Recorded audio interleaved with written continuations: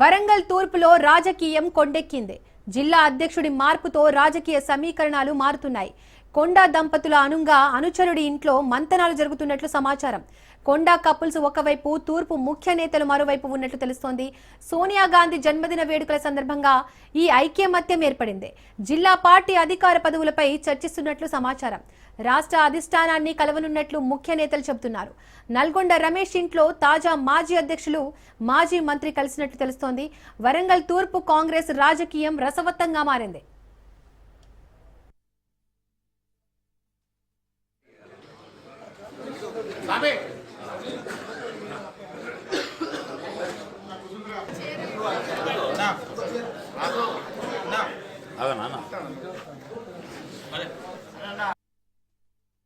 ఈరోజు వరంగల్ తూర్పు నియోజకవర్గంలోని కాంగ్రెస్ పార్టీ ముఖ్య నాయకులు, కార్పొరేటర్లు, మాజీ కార్పొరేటర్లు, కాంగ్రెస్ పార్టీ జెండా కింద పనిచేసి కాంగ్రెస్ పార్టీ గెలుపును కృషి చేసినటువంటి కాంగ్రెస్ పార్టీ సీనియర్ నాయకులు, కాంగ్రెస్ పార్టీ శ్రేణులందరూ కూడా, మాజీ మంత్రివర్యులు, ప్రస్తుత ఎమ్మెల్సీ, బడుగు బలహీన వర్గాల ఆశాజ్యోతి మన అందరి అన్న అయినటువంటి బసవరాజ్ సారన్న గారు ఈ రోజు తూర్పు నియోజకవర్గంలో కాంగ్రెస్ పార్టీ సీనియర్ నాయకులు ఎవరైతే ఉన్నారో వాళ్ళందరి దగ్గరికి కూడా వీక్లీ 2 times అందరి ఇళ్లలో పోయి మనం టీ పార్టీ స్వీకరించాలని ఒక సంకల్పంతో ప్రప్రదంగా పిసిసి సభ్యులు, గౌరవనీయులు పెద్దలు నల్గొండ రమేష్ అన్న దగ్గరికి ఈ రోజు అందరం కూడా మనందరం కూడా కుటుంబ సభ్యులందరం కూడా టీ పార్టీకి మనం పోవాలని ఒక నినాదంతో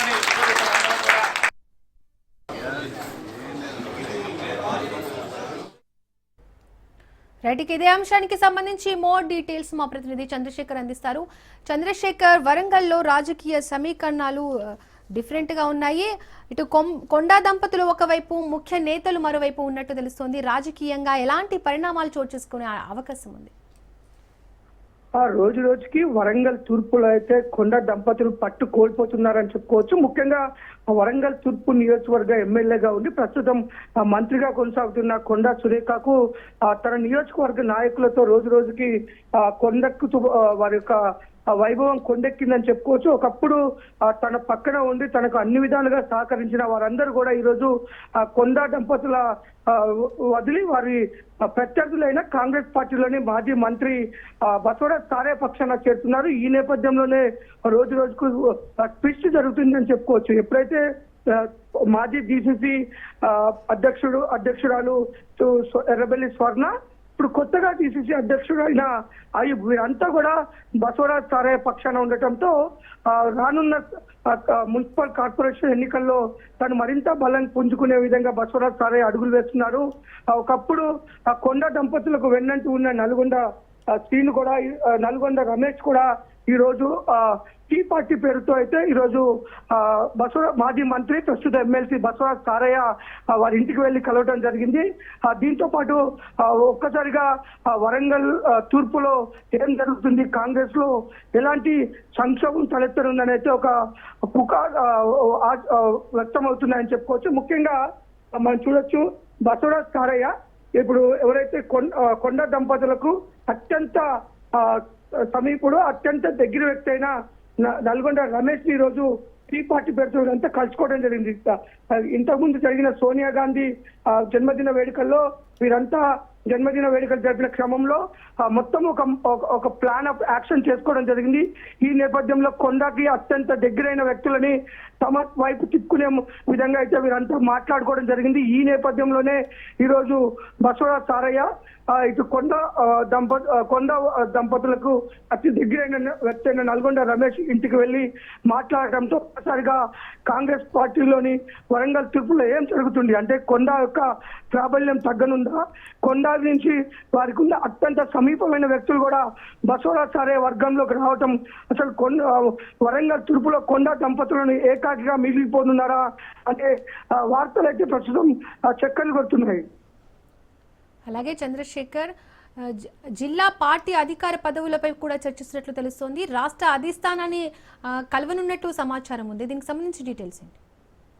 మనం చూడొచ్చు, ఇటు మాజీ డిసిసి అధ్యక్షురాలు ఎర్రబెల్లి స్వర్ణ కూడా కొంత వ్యతిరేక వర్గంగానే ఉన్నారు వాళ్ళు. అంతేకాదు ప్రస్తుతం ఉన్న కొత్తగా నియమించబడ్డ డిసిసి అధ్యక్షుడు అయ్యూబ్ కూడా బసవరాజ్ సారయ్య తన తనకు ముఖ్యమైన వ్యక్తికి వరంగల్ డిసిసి అధ్యక్షుడు పదవి ఇప్పించుకోవడం జరిగింది. ఈ నేపథ్యంలోనే మొత్తం పాత కాంగ్రెస్ ఎవరైతే కాంగ్రెస్ పార్టీలో గతంలో పనిచేసిన వారంతా కూడా ఏకతాటిపైకి రావటం, వారందరూ కూడా మాజీ మంత్రి ప్రస్తుత ఎమ్మెల్సీ అయిన బసవరాజ్ సారయ్యతో కలిసి నడవాలని నిర్ణయించుకోవడంతో ఒక్కసారిగా ఇటు వరంగల్ తూర్పులో అయితే మొత్తం కొండ దంపతులు ఏకాకిగా మిగిలిపోయారు. ప్రస్తుతం ఆ కొండకు సంబంధించిన అనుచరులు కూడా మొత్తం బసవరాజ్ సారయ్యతో నడవాలని నిర్ణయించుకోవడం, రానున్న కార్పొరేషన్ ఎన్నికల్లో వీరంతా కలిసి చక్రం తిప్పాలనుకోవడం. ఈ నేపథ్యంలో వీరంతా కూడా అధిష్టానం దగ్గరికి వెళ్లి ఆ అధిష్టానంతో మాట్లాడి ఒక నిర్ణయం తీసుకోవాలని అందుకు అడుగులు ఈ రోజు పడటం. వారంతా కూడా పాత కాంగ్రెస్ పార్టీ నాయకులంతా కూడా ఈ నల్గొండ ఎవరైతే కొండ మురళి పైన కొంత అసంతృప్తితో ఉన్నాడో అతని దగ్గరికి వెళ్ళి ఈ రోజు మాట్లాడి వారందరూ కూడా ఒక మీటింగ్ లాగా ఏర్పాటు చేసుకోవడం. ఇవన్నీ చూస్తుంటే ఆ కొండ మురళి దంపతులు, కొండ మురళి, కొండ సురేఖ వరంగల్ తూర్పులో వారిద్దరు మాత్రమే ఏకాకిగా మిగిలేటట్టు ఉన్నారు. ఆ మిగతా కాంగ్రెస్ పార్టీ నాయకులంతా కూడా బసవరాజ్ సారయ్య టీంలో చేరినట్లుగా అయితే మనకు కనపడుతుంది. Right Chandrashekar, thank you.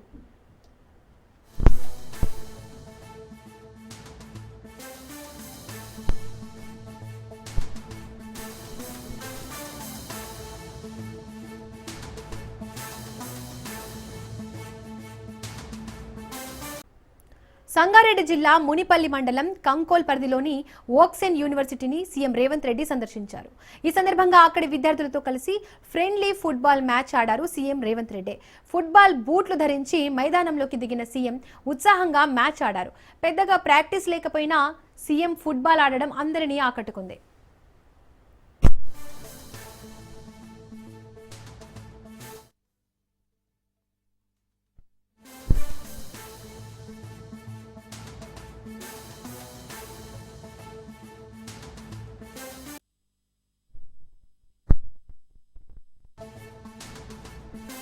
Panchayat ఎన్నికల్లో ఓడిన స్వతంత్ర అభ్యర్థి మాలోతు రంగా సెల్ టవర్ ఎక్కి నిరసనకు దిగాడు.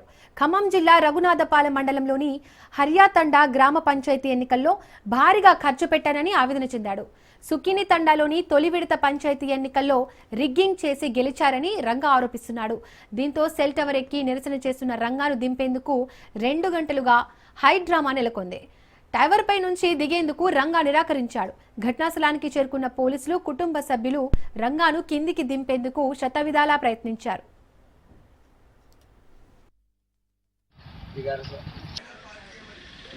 ఎవిడెన్స్ పెట్టుకొని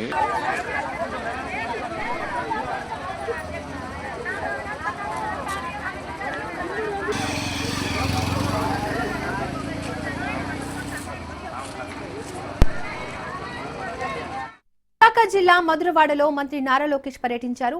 సుమారు 3,000 కోట్లతో రూపుదిద్దుకుంటున్న పలు ఐటీ సంస్థలకు శంకుస్థాపన చేశారు. ఈ కార్యక్రమంలో విశాఖ ఎంపీ శ్రీ భరత్, ఎమ్మెల్యే గంటా పాల్గొన్నారు. గత ప్రభుత్వంలా కూటమి ప్రభుత్వం యాజమాన్యంతో ఎలాంటి లావాదేవీలు చేయదన్నారు. కంపెనీలు తమ కార్యకలాపాలపై దృష్టి పెడుతుందన్నారు మంత్రి నారా లోకేష్. రాష్ట్ర ప్రభుత్వం ఐటీకి ఇస్తున్న ప్రాధాన్యతతో ఇతర రాష్ట్రాలు అసూయ చెందుతున్నాయన్నారు. విశాఖ ప్రజలు రౌడీలను తరిమివేశారని, ఇప్పుడు విశాఖ ఒక ఎకనామికల్ రీజన్ గా మారిందన్నారు.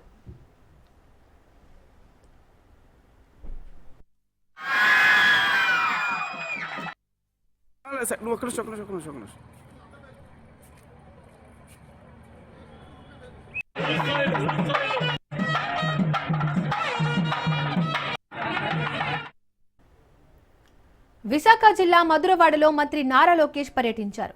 సుమారు 3,000 కోట్లతో రూపుదిద్దుకుంటున్న పలు ఐటీ సంస్థలకు శంకుస్థాపన చేశారు. ఈ కార్యక్రమంలో విశాఖ ఎంపీ శ్రీ భరత్, ఎమ్మెల్యే గంటా పాల్గొన్నారు. గత ప్రభుత్వంలా కూటమి ప్రభుత్వం యాజమాన్యంతో ఎలాంటి లావాదేవీలు చేయదన్నారు. కంపెనీలు తమ కార్యకలాపాలపై దృష్టి పెడుతుందన్నారు మంత్రి నారా లోకేష్. రాష్ట్ర ప్రభుత్వం ఐటీకి ఇస్తున్న ప్రాధాన్యతతో ఇతర రాష్ట్రాలు అసూయ చెందుతున్నాయన్నారు. విశాఖ ప్రజలు రౌడీలను తరిమివేశారని, ఇప్పుడు విశాఖ ఒక ఎకనామిక్ రీజన్ గా మారిందన్నారు.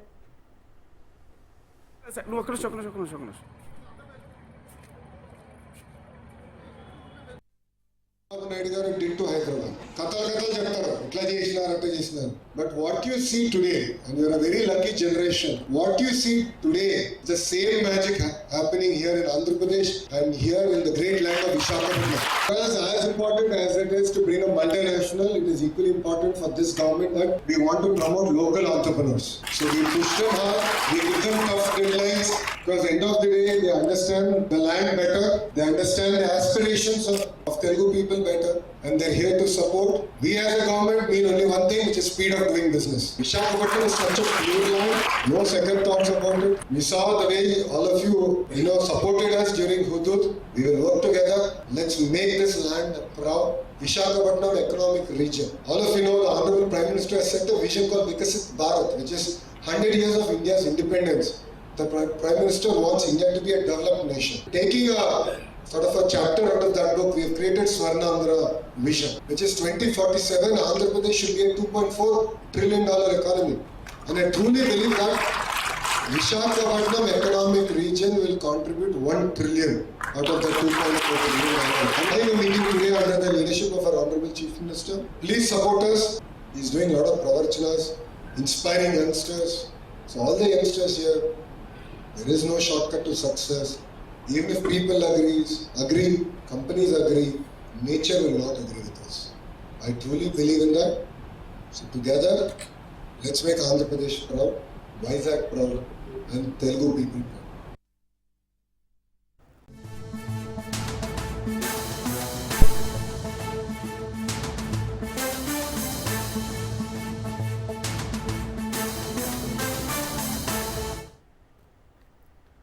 విజయనగరం జిల్లా రాష్ట్ర కమిటీ పిలుపు మేరకు అంగన్వాడీ వర్కర్ల నినాదాలతో విజయనగరం కలెక్టరేట్ ప్రాంగణం దద్దరిల్లింది.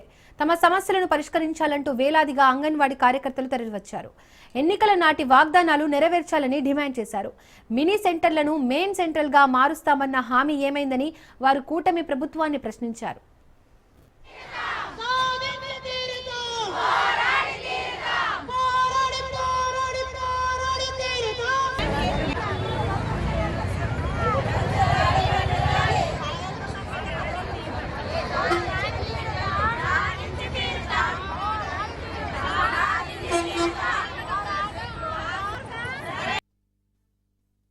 రాష్ట్రం మొత్తం మీద ఈరోజు 27 జిల్లాల్లోనూ కూడా కలెక్టరేట్ల దగ్గర ధర్నా జరుగుతుంది.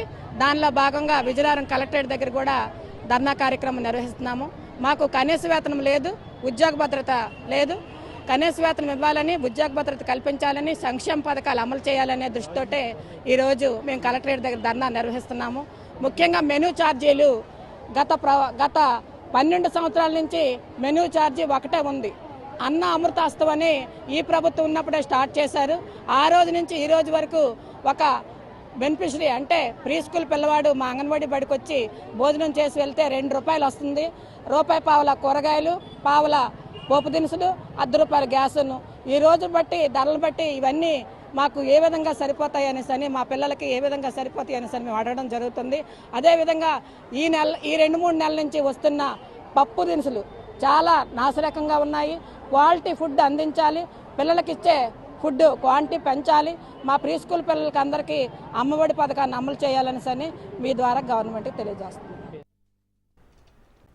హైదరాబాద్ బాగ్లింగంపల్లి మైనార్టీ గురుకుల పాఠశాలలో ఫుడ్ పాయిజన్తో 16 మంది విద్యార్థులు అస్వస్థతకు గురయ్యారు.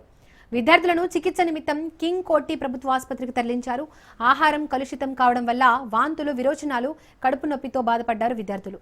డీహైడ్రేషన్ కారణంగా అస్వస్థతకు గురైనట్లు తెలిపారు వైద్యులు. పిల్లలను వార్డుకు తరలించి చికిత్స అందించారు.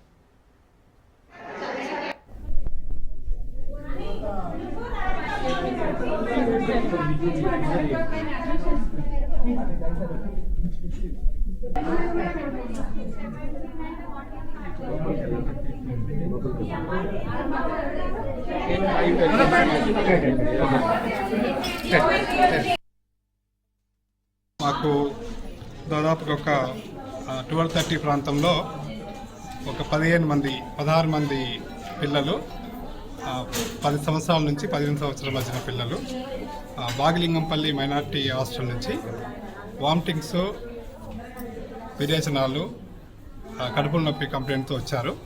వాళ్ళందరినీ మా కింగ్ కోటి హాస్పిటల్ పీడియాట్రిక్ డాక్టర్స్ టీం అంతా కూడా వెంటనే వాళ్ళను అలర్ట్ చేసి క్యాజువాలిటీల వాళ్ళందరికీ మేము చెక్ చేసి అంటే ఆల్మోస్ట్ అందరి పిల్లలు కూడా మామూలు మైల్డ్ డిహైడ్రేషన్ ఉంది, అందరు స్టేబుల్గా ఉన్నారు. ఒక్కరికి మాత్రం కొంచెం మోడరేట్ డిహైడ్రేషన్ ఉంది. అయినప్పటికీ 16 మంది కూడా ఎవరికి కూడా ప్రాణాపాయం లేదు. అందరినీ కూడా స్టెబిలైజ్ చేసేసి స్టేబుల్ ఉన్న పిల్లలందరినీ కూడా మేము వార్డు షిఫ్ట్ చేయడం జరిగింది. అందరూ కూడా ఇప్పుడు ఆరోగ్యంగా ఉన్నారు, ఇలాంటి ఇబ్బంది లేదు.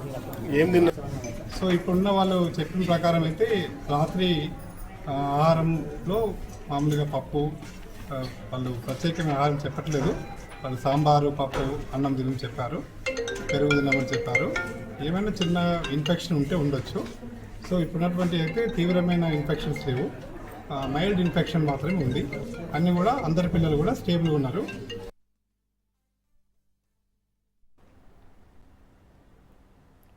నందమూరి బాలకృష్ణ దర్శకుడు బోయపాటి శ్రీను కాంబినేషన్లో వచ్చిన అఖండ 2 తాండవం చిత్ర బృందానికి తెలంగాణ హైకోర్టులో భారీ ఊరట లభించింది.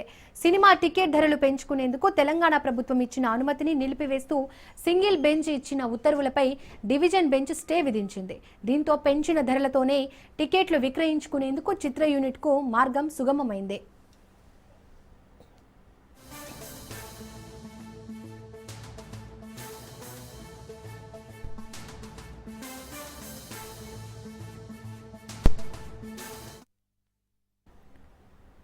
అఖండ 2 టికెట్ ధరల పెంపునకు అనుమతిస్తూ ప్రభుత్వం జారీ చేసిన జీవోను సవాల్ చేస్తూ దాఖలైన పిటిషన్పై విచారించిన హైకోర్టు సింగిల్ బెంచ్ నిన్న ఆ ఉత్తర్వులను నిలిపివేసింది. దీనిని సవాల్ చేస్తూ చిత్ర బృందం వెంటనే డివిజన్ బెంచ్ను ఆశ్రయించింది. ఈ పిటిషన్పై విచారణ చేపట్టిన డివిజన్ బెంచ్ సింగిల్ బెంచ్ ఉత్తర్వులపై మధ్యంతర స్టే ఇచ్చింది.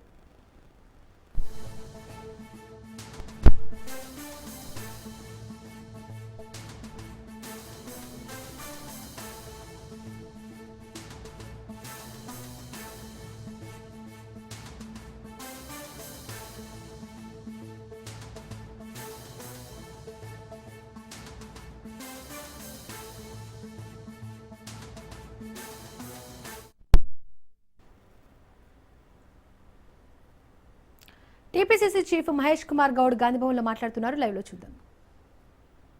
సర్పంచులు కాంగ్రెస్ మద్దతుదారులు గెలిచినారు. దాదాపు 1000కి దగ్గరగా బీఆర్ఎస్ పార్టీ, 200లకు దగ్గరగా బీజేపీ, దాదాపు 40-50 సిపిఐ, సిపిఎం లావులు, 260 చోట్ల ఇండిపెండెంట్లు, సిపిఎం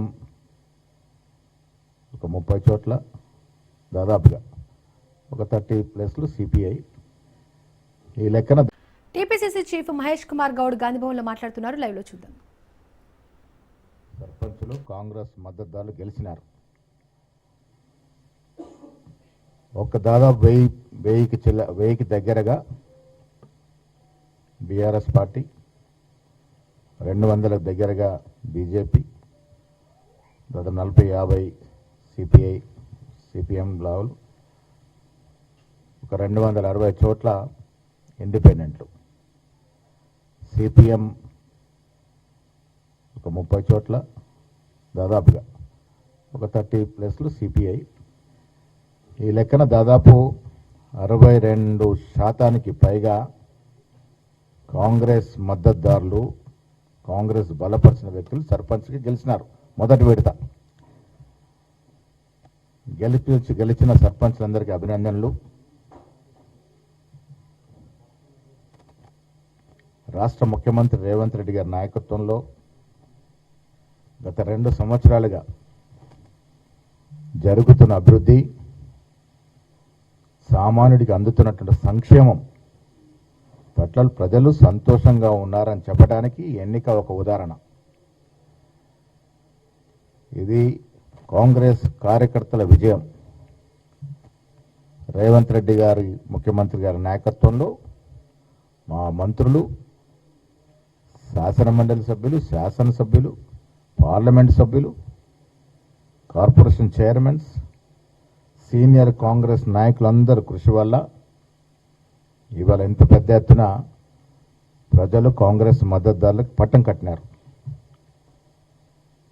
మిత్రులారా, మీకు తెలుసు 2 సంవత్సరాలకి ముందు ఎన్నికలకి రాకముందు కాంగ్రెస్ పార్టీ ఇచ్చిన మాటని నిలబెట్టుకునే ప్రయత్నంలో మేము ఇచ్చినటువంటి ఉద్యోగాలు 80,000కి పైగా ప్రభుత్వ ఉద్యోగాలు ఇవ్వడం, వాళ్ళు 10 ఏళ్ళు బీఆర్ఎస్ అధికారంలో ఉండి 50,000 మించుకుంటే మేము కేవలం 15 మాసాల్లో 80,000కు పైగా ఉద్యోగాలు ఇచ్చిన తీరు, ఆ తీరును హర్షించిన ప్రజలు ఇవాళ మాకు పట్టం కట్టారని చెప్పక తప్పదు.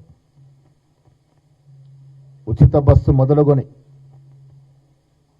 ఇవాళ పేద ప్రజలకి అందుతున్నటువంటి ఫైన్ క్వాలిటీ సన్నబియ్యం, ఇందిరా మిల్లు, పేదవాడి జీవితంతో ముడివేసుకున్నటువంటి రేషన్ కార్డులు, రైతు భరోసా, రైతు రుణమాఫీ, ఏ ఇతర రాష్ట్రంలో లేనటువంటి సంక్షేమాన్ని రేవంత్ రెడ్డి గారి ప్రభుత్వం ఇవ్వగలిగింది. కాబట్టి ఇవాళ ప్రజల యొక్క సంతోషాన్ని సర్పంచ్ ఎన్నికల ద్వారా ప్రకటింపజేశారనేది వాస్తవం. ఇవాళ జూబ్లీస్ ఎన్నికలప్పుడు కేటీఆర్ పదే ఇది రెఫరెండం అన్నారు. ఏమైంది? ప్రజలు ఇచ్చిన రెఫరెండం. జూబ్లీస్ ఎన్నికల్లో మా అభ్యర్థి నవీన్ యాదవ్కి 25,000 మెజారిటీ ఇచ్చినారంటే ఈ రాష్ట్రంలో కాంగ్రెస్ పార్టీ సుపరిపాలన అందిస్తూ ఉంది, అభివృద్ధి ధీటుగా తీసుకెళ్తా ఉంది, అభివృద్ధి జరుగుతూ ఉంది. ప్రజలు సంతృప్తిగా ఉన్నారు కాబట్టి ఇవాళ గ్రామ పంచాయతీ ఎన్నికల్లో జిల్లా ప్రొద్దుటూరు శివాలయంలో సంచలన విషయాలు వెలుగులోకి చూస్తున్నారు. శివాలయంలో స్వామి అమ్మవారు బంగారు వెండి ఆభరణాలపై ఆలయ యాజమాన్యం స్పష్టత లేదు. గడిచిన 3 దశాబ్దాలుగా అవినీతిలో జూనియర్ అసిస్టెంట్ శివప్రసాద్ ఏలుతున్నాడు. పూజారుల చేతికి చేరాల్సిన నిధులు శివప్రసాద్ ఖాతాలోకి చేరుతున్నాయి. చెక్కులన్నీ దాదాపు శివప్రసాద్ కొడుకు కూతురు పేర్లే. శివాలయం హుండీ శివప్రసాద్ ఏటీఎంగా మారిందని ఆరోపణలు వెల్లువెత్తుతున్నాయి. స్వామివారి పూల బిల్లుల్లో కూడా సదరు ఉద్యోగి చేతివాటం ప్రదర్శించారు.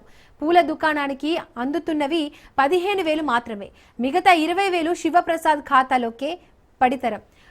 పూల బిల్లుల్లో ఈవోలకు భాగస్వామ్యం ఇస్తున్నట్లు విచారణలో శివప్రసాద్ ఒప్పుకున్నాడు. ఇదే విషయంపై ఆలయ ఈవో వెంకట సుబ్బయ్య మాట్లాడారు. బంగారు వెండి ఆభరణాలపై స్పష్టత లేదని, 6 నెలలుగా ఆలయ ఇన్ఛార్జ్గా వ్యవహరిస్తున్నానని తెలిపారు. ఇంతవరకు ఆభరణాల వివరాలు అవి ఎక్కడ ఉన్నాయో తెలియదని చెప్పారు. చెక్కులపై సంతకాలు చేయడం తప్పితే తనకేం తెలియదని చెప్పుకొచ్చారు ఈవో వెంకట సుబ్బయ్య.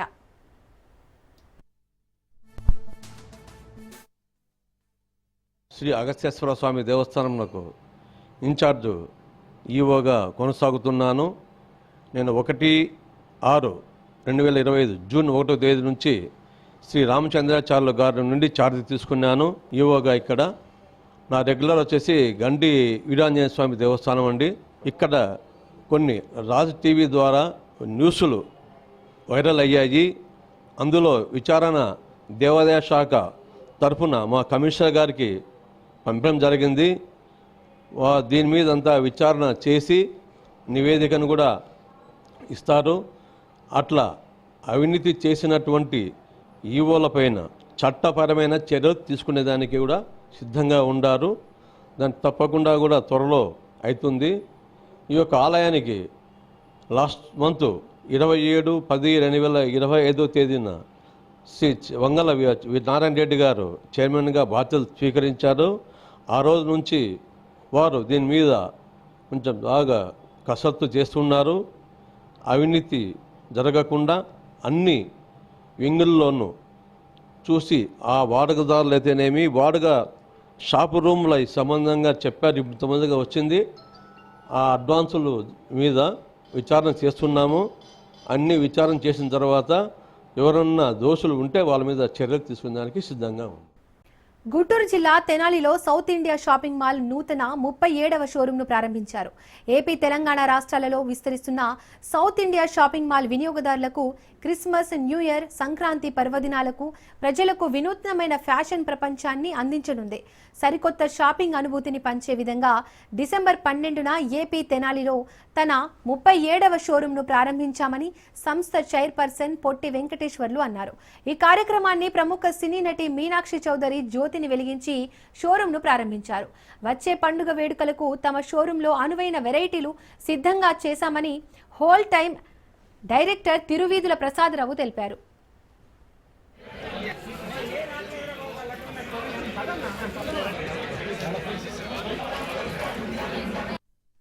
అందరికీ నమస్కారం.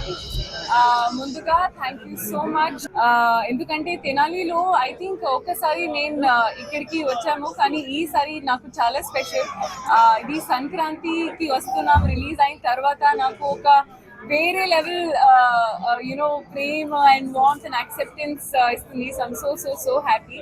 అండ్ అది బ్రాండ్ గురించి మాట్లాడండి, ఇది 37th స్టోర్ లాంచ్ ఈరోజు తెనాలిలో.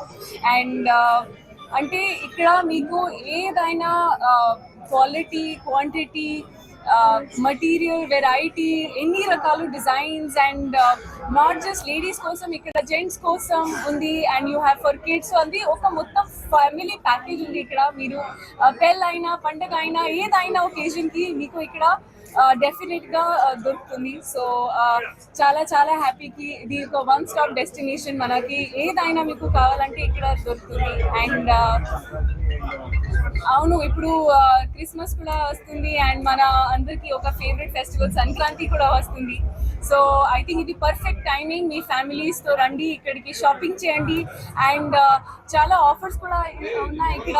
అండ్ మంచి మంచి డిజైన్స్, ఎన్ని రకాల ఆప్షన్స్, ట్రెడిషనల్, మోడర్న్, మీకు ఏదైనా కావాలంటే ఇక్కడ దొరుకుతుంది. అండ్ అంటే నేను చాలా హ్యాపీ ఈరోజు తెనాలికి నాకు ఒక అవకాశం దొరికింది. So thanks to south India shopping mall and to everybody. ఇక్కడ సురేష్ గారు అండ్ అభినయ్ గారు థ్యాంక్ యూ. అండ్ మీ అందరికీ థ్యాంక్ యూ. మీరు చాలా స్వీట్, చాలా చాలా హ్యాపీగా నాకు రిసీవ్ చేసుకున్నారు. సో నేను చాలా happy. Thank you so much. Thanks.